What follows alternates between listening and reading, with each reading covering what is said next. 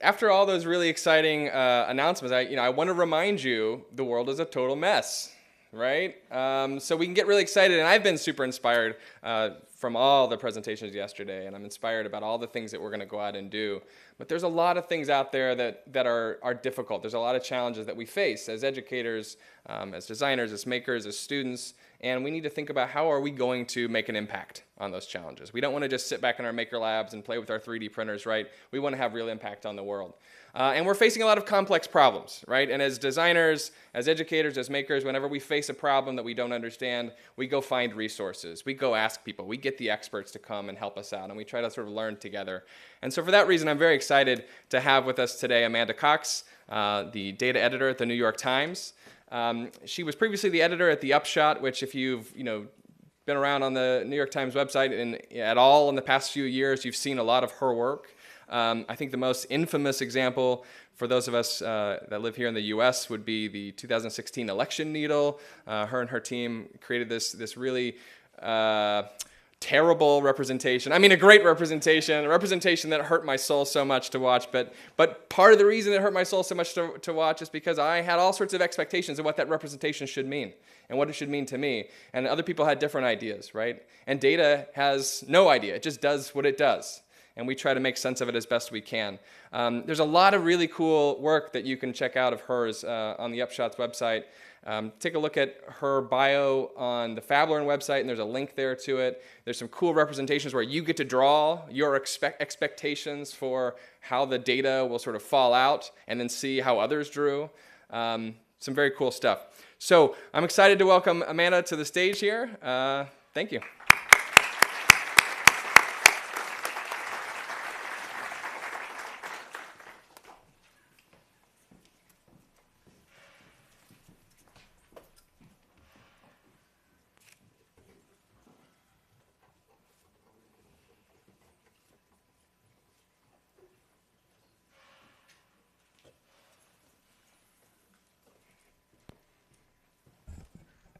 Good morning.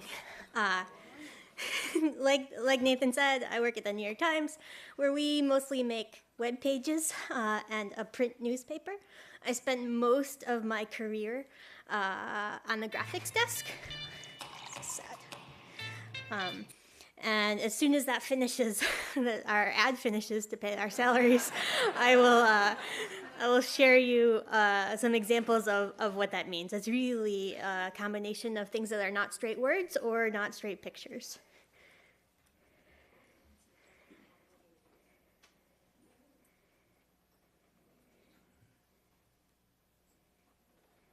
Maybe we won't watch it.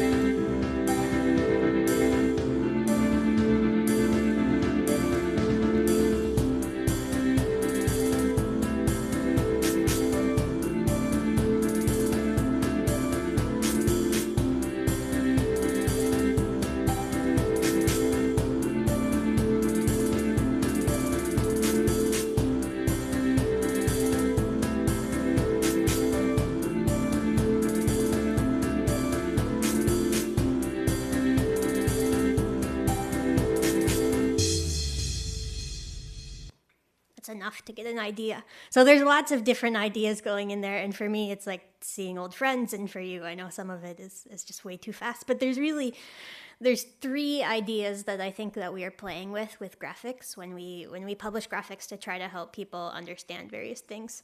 The first of those is a very simple one. It's scale, and I tried to find some physical examples so I could feel cooler amongst you. And so here's a example from an artist named Evan Roth, where he was on an airplane, and this was when airplanes had SkyMall catalogs of silly things you could buy. And he took it and he just started ripping out all of the faces, and he separated them into 2 piles, which were white faces and not white faces. It's not a super complicated idea. It's not about precision. It's just about big and small. And so we do that sometimes too. Here's a different scale example. For $250, you could buy this many inhalers in the United States, or 7 inhalers in France, or this many of an antibiotic in the United States, and 20 times that in Belgium, or some type of gout medication.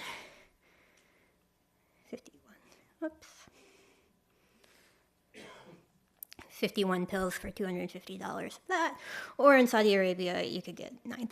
And this is not a complicated idea at all. It's 51 versus 9,000, but I think you really feel it in quite a different way, even if I said to you, it's times 200 or whatever it is.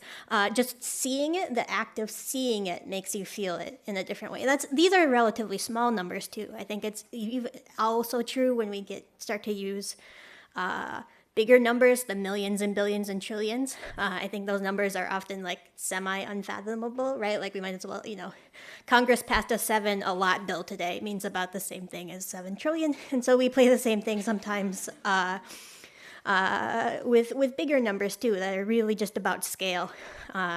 It's getting to be IPO season again in San Francisco. We had a story last week that was like, ice sculptures, they're like the people who make them are like really excited about their increased business now because it's IPO season. But no, this was from several years ago when Facebook. So we said there have been a ton of tech IPOs, but like on the scale of them, Facebook is way bigger. And so it's just about, even with all its recent troubles, Facebook's 5 times bigger now. And we could put it on a log scale if we wanted, or we could show you what happens. That's the pop on the first day. So scale is the easiest one that we do. It's just about basically how big stuff is. But like we saw with the pills, like you see with Facebook, I think seeing it makes you feel it in a different way than if I just tell it to you. The second type of thing that we're trying to do with graphics, I think, is just provide some context. It's one of my favorite context examples. This is a map the United States government made of the walk on the moon, and it's a nice map, right? Like there's a lot of things labeled on it. You can see where the TV cameras were and where the craters were, and the scales and meters or feet. So no matter where you grew up, you're good to go. And it's a nice map. But my favorite incarnation of the map is not the original, but this version of it. Which is the same idea but put on a baseball field. And so if you know baseball at all, you would never forget, again, like how big the walk on the moon was. In the other version, I gave you meters and feet. You could figure it out. But to really know it, now you really know it because it connects with something that you are already familiar with. It connects with something that you could picture in your head. So we play that game sometimes too. That's what a lose track would be if you put it in Times Square.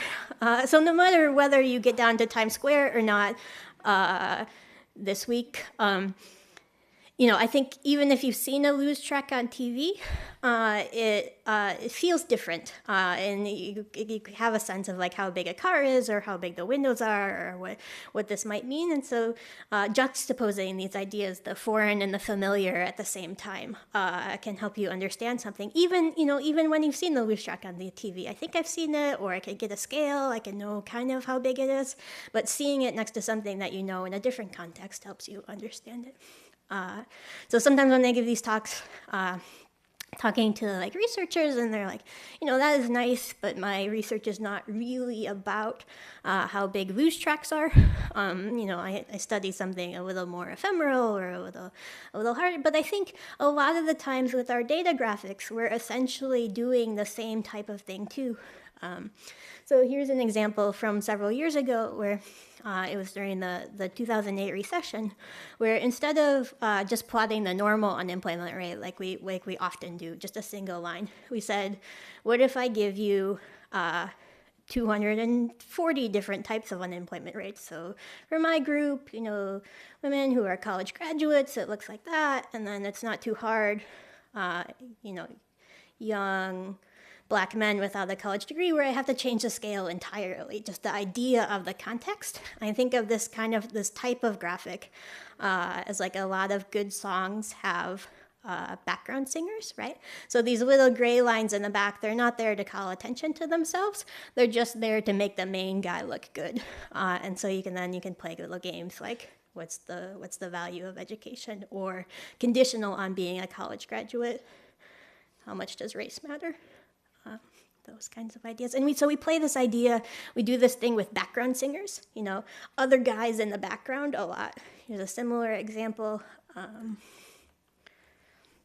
with Medicare spending, how those projections have changed over time. And so, we used to think it was going to rise to $15,000 a person. But in the last several years, those projections have actually come down a lot, and now it's closer to like $11,000 a person. And that's kind of a complicated idea. It's an idea about Medicare spending. It's a sort of a thing with like trillions, and I have no idea what it means. But I think of this as an example of context, in part because I have no idea what it's supposed to be. And so even if I know nothing about this, I can tell you like, well, something has certainly changed. We've changed our minds about something, about what healthcare spending is going to do over time. And so I worry sometimes that like when I give these examples in the context of data visualization, I worry that people's takeaway will be like, that my thesis is that good data visualization has like a lot of little gray lines in the background, and so I want to give you an example where like that is definitely not true. This is Damien Hirst, one of the most commercially successful artists in the world, and one of his things is to one of the types of paintings that he does. He makes these things called spot paintings, which sound like they are what they sound like. There's an example of a spot painting behind them. They're colored circles, and so a reporter, he was coming out with a book that said how many spot paintings he had made, and this was news because it was the first time. Because if you're very successful selling colored circles in a grid, like you might not want people to know like how many of them there are in the world, right? And so there was a book that was coming out about Damien Hirst, and like a catalog of all of his spot paintings. And so the reporter, he came to us and he said, look, I've been to this firm that like tracks the value of artists over time, and so this is the Damien Hirst line here, and here's some of his peers. And so this is in some ways like it's a classic background singer application. Like, oh, we care about Damien Hirst today. I'll make him a color. I'll make the rest gray lines. Call it done. But Damien Hirst is the sort of artist who like he puts sharks in formaldehyde, and so it's like, do you really respect Damien Hirst with a line chart? And the answer is like, no. And so instead we said, what if we don't plot just like the average? What if we plot all of the data? And so this is a chart of every spot painting that Damien Hirst had sold at auction. And so you can tell that these $3.5 million ones, right? Like at that point in time, if you had one of those, you were probably underwater on your investment a little bit. But then we couldn't get the rights to use these images in time to do it, and so we said that's fine. I'll just trace them, which I like actually because it takes advantage of something that's unique to this problem. Like all of my favorite data visualization takes advantage about something that's unique, right? Like if these were like Mona Lisas, it would be like impossible to trace them in a day. But what they are is they're like a grid of circles. And then you can see we play some of the same context tricks that we were playing on something like the luge diagram, where I can tell you it's 17 feet wide and 6 or 7 feet tall or whatever it is, or I could just like put a little man next to it, and so you get a sense of what it means right away. And I think this is a different example of context, of a way to think about what the size of these things are without really having to really think about it. Context can also be what you take to a work, to whether it's there's an article or a chart or something else. Here is one where we took almost everything away from you because we wanted to like emphasize what your thoughts were. And so we said, here's the game I want to play with you. On the x-axis here is a income rank for the parents of kids growing up. And then the y-axis is the percent of kids who attend college. Just attend, not graduate, and just any college at all, not Harvard or Yale or whatever. Just go to college. And we asked like you to like please tell me what you think that relationship looks like. And so I thought like, it's definitely going to slope upward. And we gave you a little dot it has to go through, right? And so maybe at some point up here, there gets to be some point where like income doesn't matter that much anymore. And then maybe at the very end, there's like a little trust fund dip or something, right? Like so my belief was if I didn't know anything, I would have guessed like probably like S-shaped in some way, right? Like there's some, it goes up, I don't know. But the truth is, so we tell you, how you did, and we gave you a little bit of like a little description of what you did wrong or what you did right then. But the reason that we approach this way is because the truth is just this radically straight line. It's a really powerful and really sad line in my view about what the power of like class in America, right? How straight it is at all, and it's really stunning to me that like going from the 90th to the 100th percentile has about the same effect as going from the 10th to the 20th. Like that's not something I would have ever guessed, and that's not the shape I would have guessed. But at the same time, it's really hard to get people excited about like just a pure straight line, to convince them that this is not like modeled output. This is just like, it's based on the work of these economists at Harvard and Stanford who have access to like tax return data for basically millions of children. And so it's just an empirical buckets, right? But I don't know how to say to you like, no, like that straight line is really sad. And so we introduce some barriers a little bit to make you think about it first. And I think it's an example of context because if it's surprising, like it's hard to say like this straight line is really surprising, but maybe if I make you think about it a little bit first, maybe if I make you think you didn't know it was a straight line, right? If I just gave you the straight line, you'd be like, oh, of course it's a straight line of, kids who have more income are more likely to go to college. But if I force you to commit to something beforehand, then maybe we can find some surprise.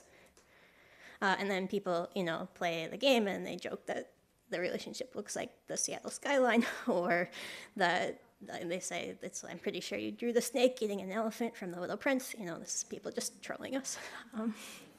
So scale and context are the first type of things that I think we're trying to do with these things. And then the third one is show patterns of some sort. Here's one of a setup to one of my favorite pattern examples. This is a basic display of exit poll data, and there's a lot of smart things that I think are going on in this display. So instead of just showing you a table, we shade the cells so you can just kind of glance at it. You can look at it from your seat in a crowd and get the basic idea of the pattern. This is a New York City mayoral primary, but it doesn't matter, or a race. And we have these like little descriptions about what we found interesting at the right, because I guarantee you almost always, we're going to spend more time with something than a reader, and so we should just tell you what the interesting parts are. And so there's that. But my favorite exit poll graphic, takes like a totally different approach. This is from 2008, from when Obama and Clinton were still were wrapping up their race against each other. And here, every box is a state. And so we say, the men favored Obama, and women favored Clinton a little more. Blacks favored Obama, whites favored Clinton. Young people, Obama, a little older Clinton, a little older, more Clinton, a little older, more Clinton. But my favorite one is the education one. It's, no college, some college, college grads, and then postgrads. And the reason I like it is a stray little box, Arkansas, and because I think those are like people, those are voters with postgraduate education. They're friends of the Clintons, right? Like those are that's a circle. Those are the and to me, that little box is like the whole point of data visualization, that it empowers you to ask questions that you didn't know you might have. You know, if I showed it to you like in this form, right? Like that is not probably going to jump out in a way that it says like, oh, that is interesting. And if you knew you were looking for it, if you went to the data to know that that's the question that I have and I know I'm looking for it, you could certainly find it. But I think that lots of the real power of data visualization is the ability to like spot things that you didn't even know you were interested in. Different example of that, this is just our most recent election. And you know, the classic way to display a House results is we'll just throw them on a map. And it's fine. You know, there's lots of problems with it. You know, Montana takes up as many pixels, or way more pixels than like the districts that we're in today, just because it's just bigger, but that doesn't mean anything in the context of the House. I think it's actually more powerful when we display the results next compared to expectations. Similar to the like way we were making you draw a line. We commit to like, here's what we think was going to happen. And so now, you know, could you pick out the surprises on this map? Maybe if you're like an expert in House results, but maybe not even then, because some of them are like too small to be hidden. But what if I organize the information instead of by map, if I give it by table? And now I say, can you pick out the surprises? Even if you're not from the United States, and you know nothing at all about the House or about politics in America or anything, right? Like if I show you something like this and say, like, what is the surprise? You have a pretty good chance of saying, like, oh, there's something interesting that happened in Oklahoma 5. And so I think when we're organizing information, like lots of that is like, if there was something surprising, would I have any chance of picking it out at all? And by this way, by pre-committing to like what the expectations are, organizing it not in a map view, right? Like if I gave you the map, you know, maybe you could tell that this is surprising, but like, I don't know, it's a city. There's lots of blue in the cities, who knows? And so I think lots of what we're thinking about is like, can I give you a head start? Would you have a chance of telling me what the interesting parts are? And then sometimes it involves throwing out information too. You know, we threw out all of the information about what the district boundaries are, and so there's a lot of thinking about what is your actual goal with this part. Another example of that, this is the same data from Raj Chetty and others that we were looking at with like the college, but instead of just a binary outcome now, like yes, no, do you go to college? Now the outcome is how much money do you make? So on the x-axis here, it's how much money your parents made, and here it's like how much money do you make when you're like 30 years old? And so we could just plot like how likely lots of different outcomes are.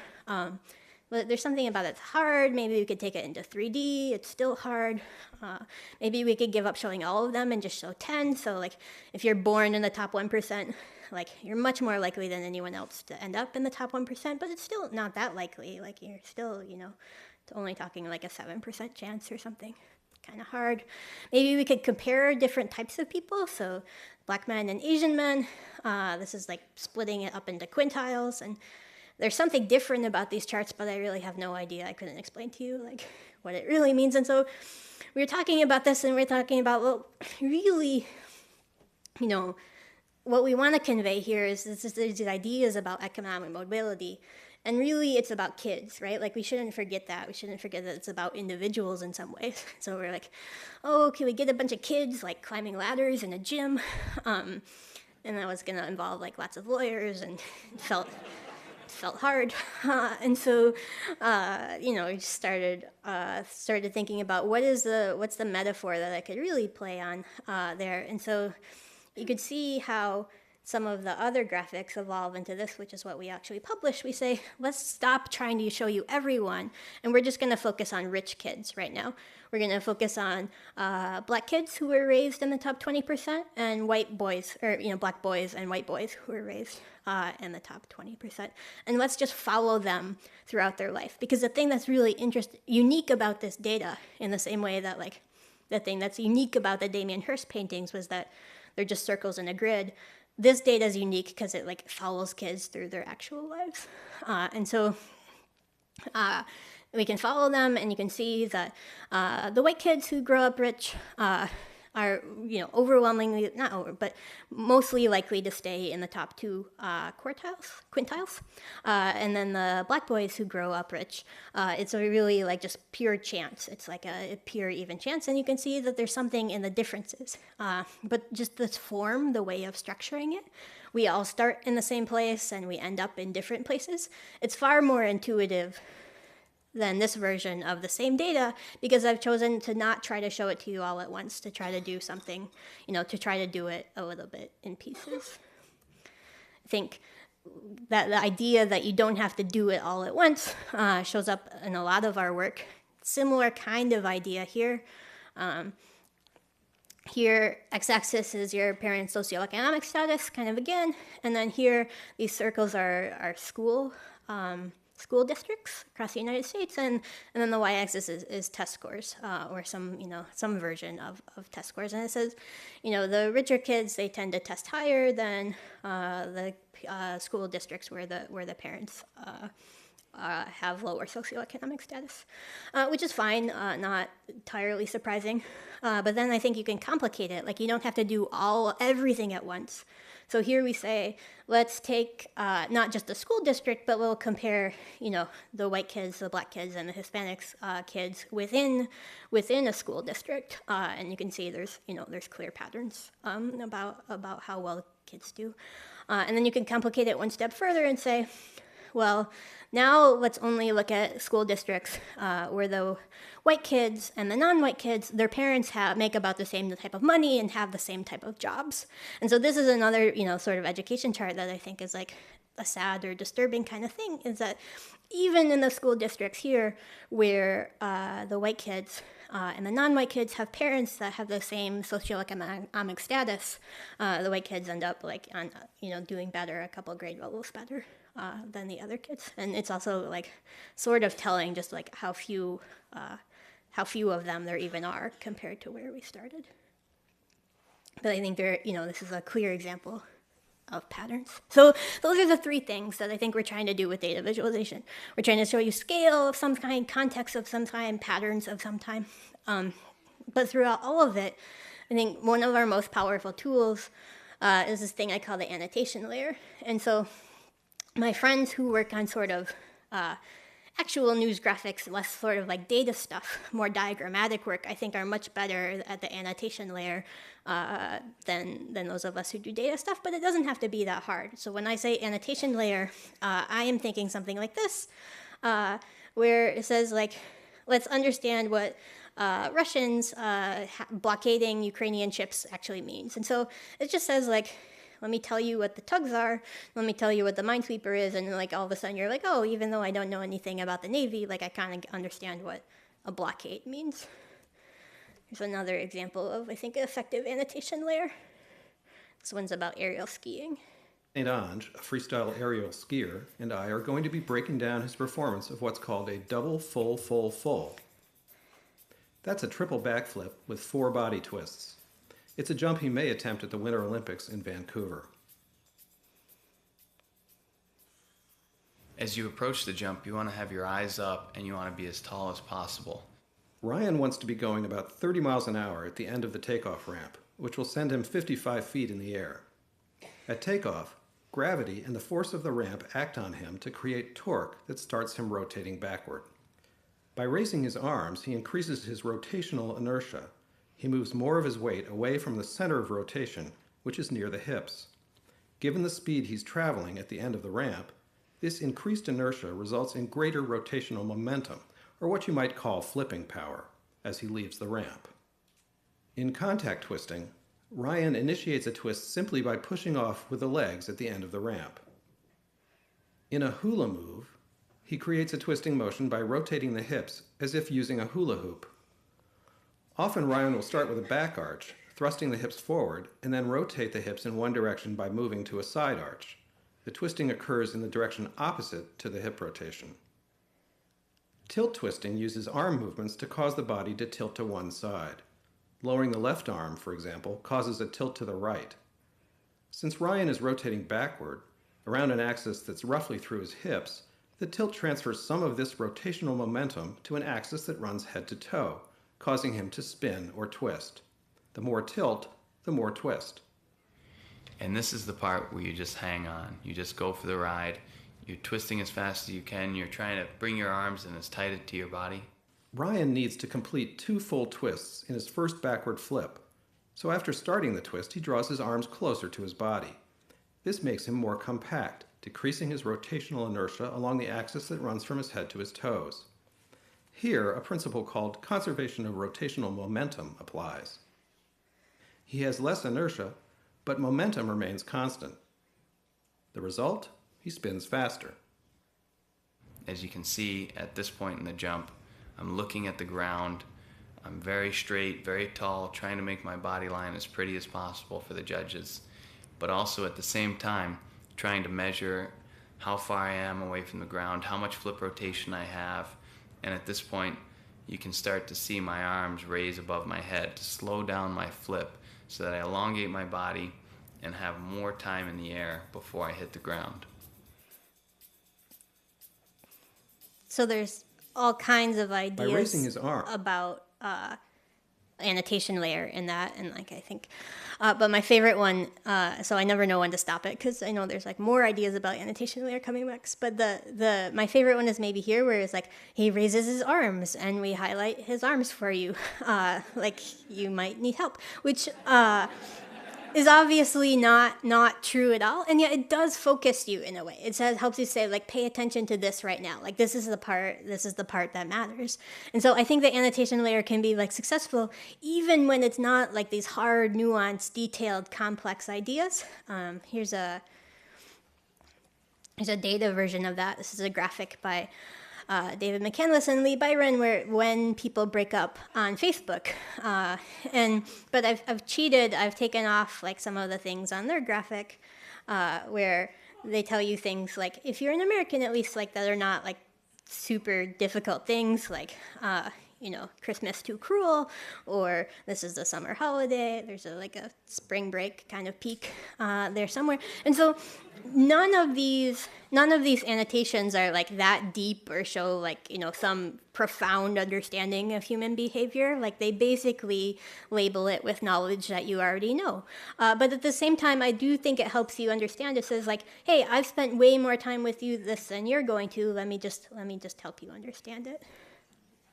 Different example of annotation layer. This is same idea about an unemployment rate chart, kind of chart we make often, but this one was the one not too long before the 2012 election. It was the last one that mattered, and so this time, instead of saying like, here's just the chart, we'll just phone it in and just make the straight chart like we always do, we said, let me give you like 2 other ways to see this. I said, if you want, you could put on your Democrat goggles, and you could say, look, there have been 31 months of job growth, and the unemployment rate has fallen 2 percentage points recently, like both pretty good things.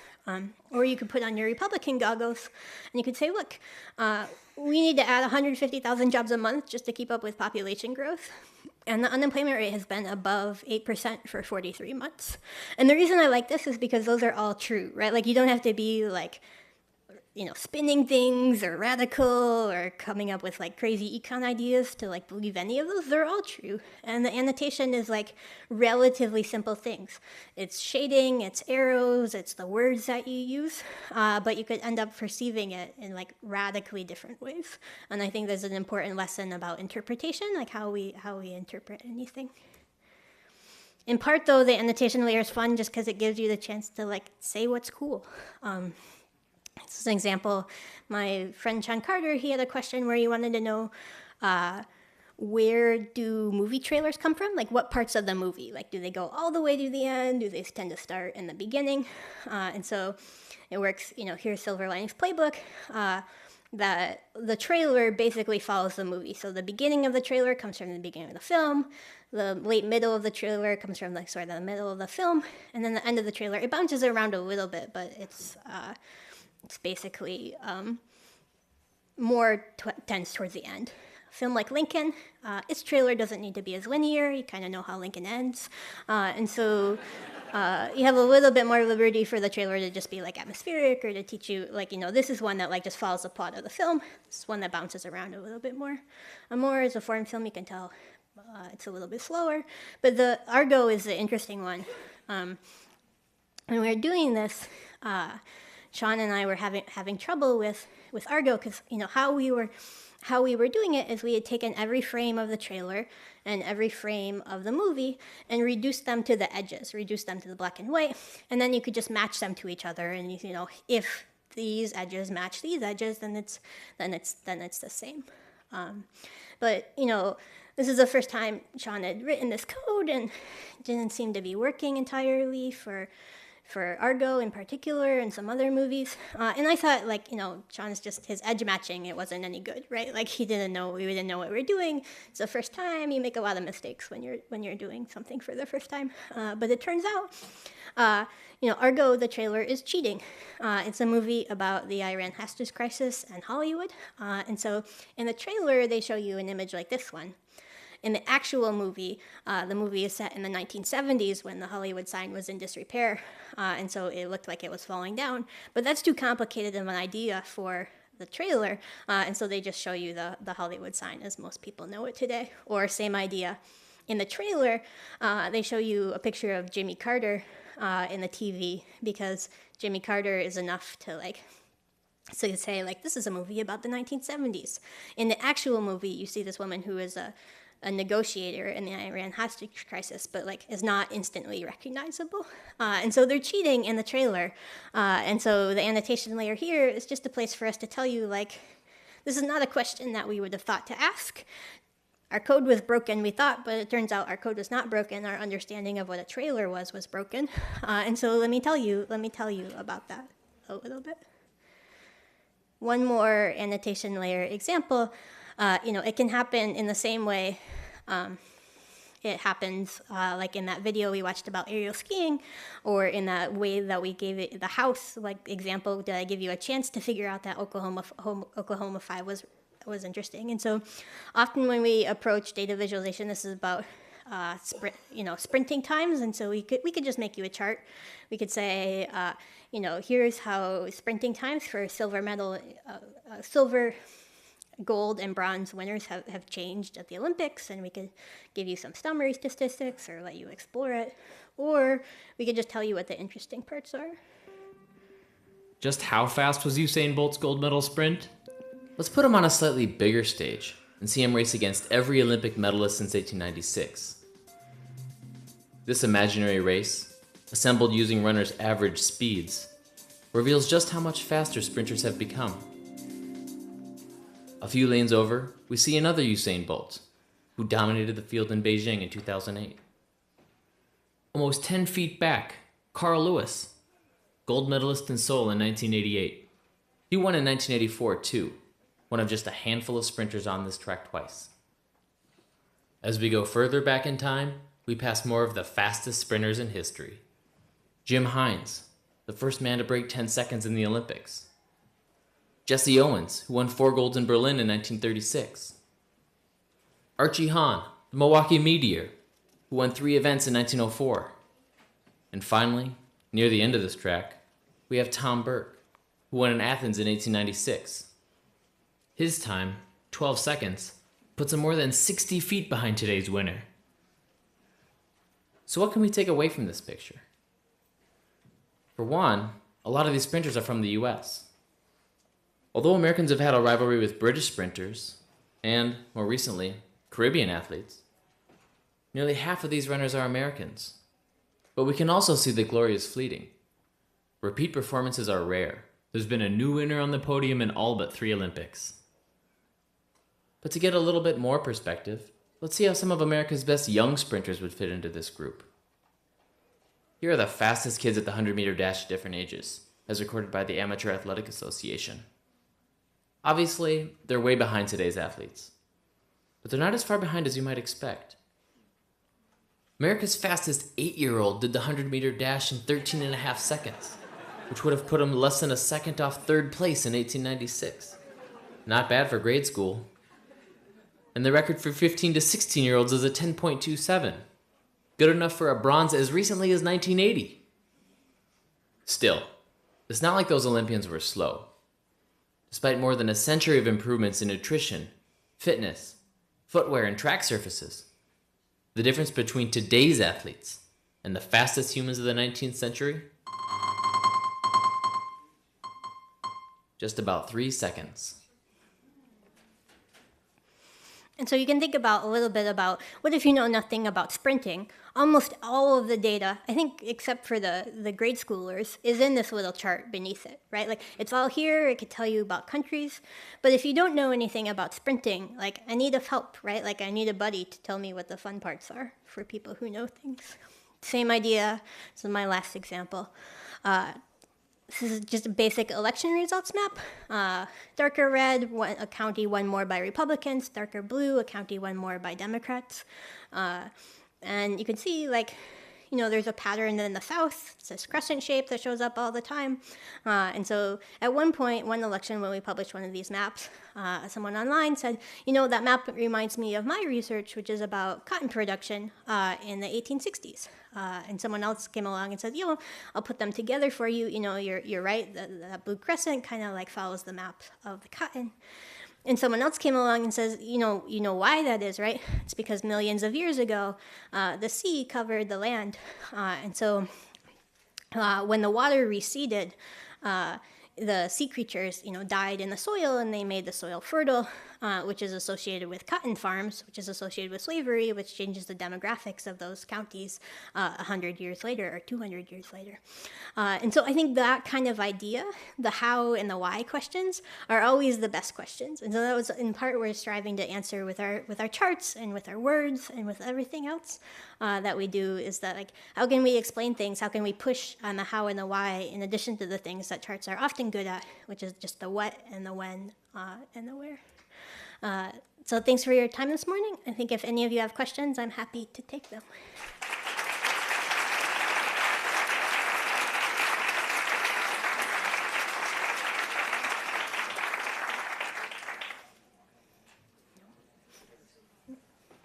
Are there like any tools that you would suggest that, you know, folks like us here in this room could use to visualize the data that we may have, like both quantitative and qualitative? Sure.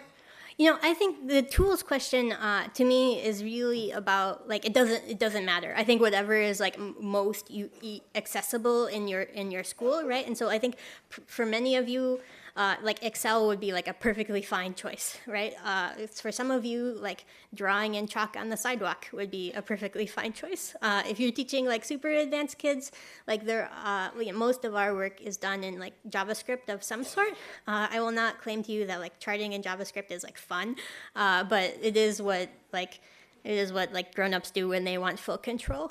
You know, I do all of my sketching in something called R, which you know, all of my like trying on to see what it should be. And there are people who teach like very young people to use R, and I think can be like a great sort of intro to programming kind of thing.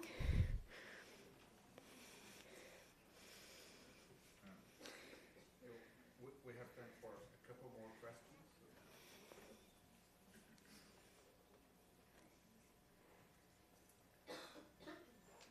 Thank you. I just had a quick question, more about your presentation. Was that just like a Google slideshow with embedded web pages, or is that something, because you have special access to the New York Times, you could do things that we couldn't do with those pages? Oh, no, it's just tabs in a Chrome browser.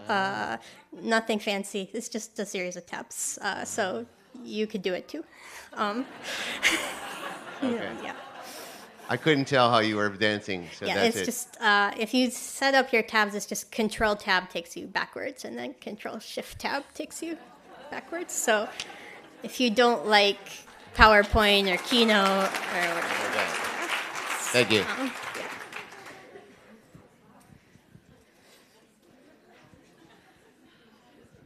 Yeah. I could listen to you all day and watch your things. I'm just wondering, as a high school student, what were you interested in and what were you doing? That's a good question. What was I interested in as a high school student? I think like the aptitude tests that you would take, they said I should be like an air traffic controller. This is what I was good at school. I liked math in part because in math, there was a right answer, so you could maybe get docked for not showing you your work or something. But in English, I felt it's far more subjective. So I was school is not hard for me. So it was yeah. Hello, we can do this with any New York Times article. Put it on a web page. No, to click on it and to see the different views, different scales. Oh, we make graphics for some New York Times articles, certainly not all of them, right? Many, the primary product of the New York Times is written articles with, no charts or interactivity or whatever. But I think it's I'll get it wrong, but there's a fair amount, that we're publishing 3 or 4 or 5 good interactive pieces a week in terms of examples. Okay, and how do we know which ones are interactive? I mean, I think this NYT Graphics Twitter account is probably a good if you just want to see that they're not all interactive either. Okay. Here's a who's running for president or what's the history of tornadoes across the South, lots of different things. So, I think, how do I know it's interactive? If we're doing a good job as designers, it's we've provided you the affordances of showing you that a button is actually a button or not, but depends how good of a job we do. Oh, thank you. So we can find this on Twitter. That's, if you're just interested, if you're just looking for interactive examples, there's there. And then we also have we publish year-end pages once a year. So if you just want, if you're just looking for interactive examples from the last 5 or 6 years, there's these collection pages of here's a variety of stuff. Okay, thank you very much. Yeah.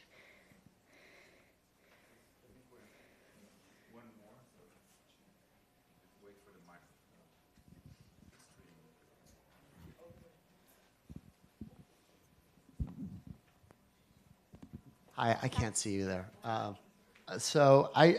You showed a couple other artists that do sort of data visualizations, like David McCandless and Lee Byron.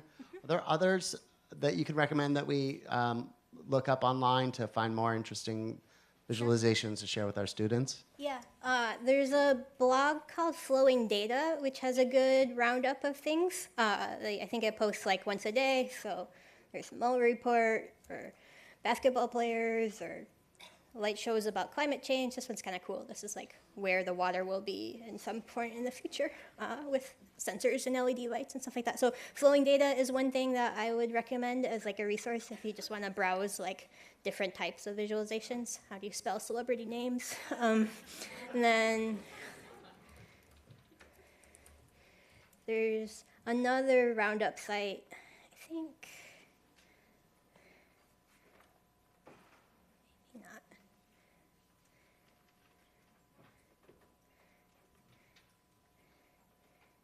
Andy Kirk at visualizingdata.com does these best of visualization monthly roundups. That is not a bad roundup either. So those are maybe 2 sort of broad overviews of a variety of different people doing stuff.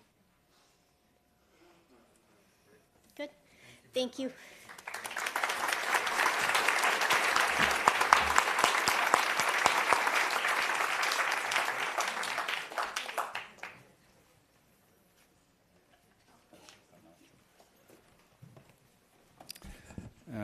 Okay, thank you so much, Amanda, for this wonderful talk.